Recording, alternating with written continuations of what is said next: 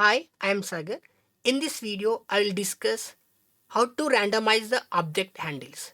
Before going to that randomizing object handles, you should know what to be randomized in the SystemVerilog. So, when you think of randomizing the stimulus to a design, the first thing you may think of what are the data fields need to be randomized.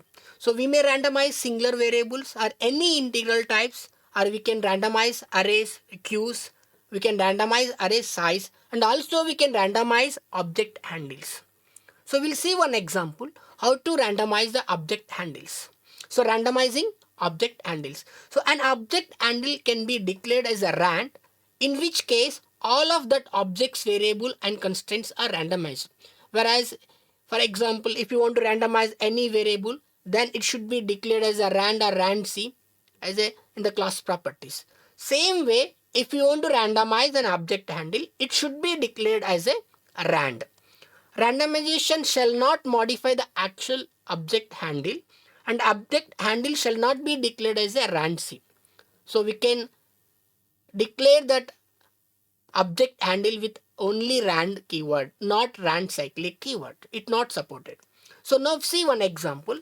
Here I'll define one class child and one variable data as a random variable with a keyword rand, and also I'm extending this class. So I'm define one parent class, extend this child.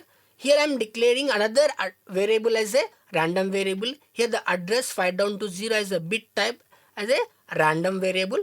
And also here if we see the child ch equal to new. What is the ch here? The object handle type child. Now I'm declaring this object handle as a rand type. So I'm that parent class extend the child. Here one property is there, that to random variable, and also I'm using this object handle ch as a rand type. So now module end module. So here I'm declaring one pp as a parent type. I'm creating instance of that class parent. I'm creating object for this parent class. I'm repeating this for statement. Now here I'm using this pp, this object to randomize pp dot randomization. Now whenever if you randomize this parent class, here the properties of this parent class are randomized, whereas in this we'll declare that child class handle also as a random variable.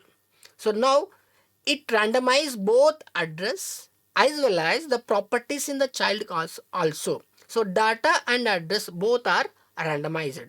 Now if you see the output for this program, so now I randomized 4 times. Now will the parent address as well as the child data, both values are randomized.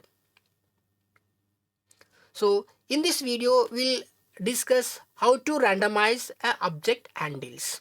So whenever if you use this randomizing object handles, that properties are belongs to that objects all are randomized, even the constraints also randomized. Thank you.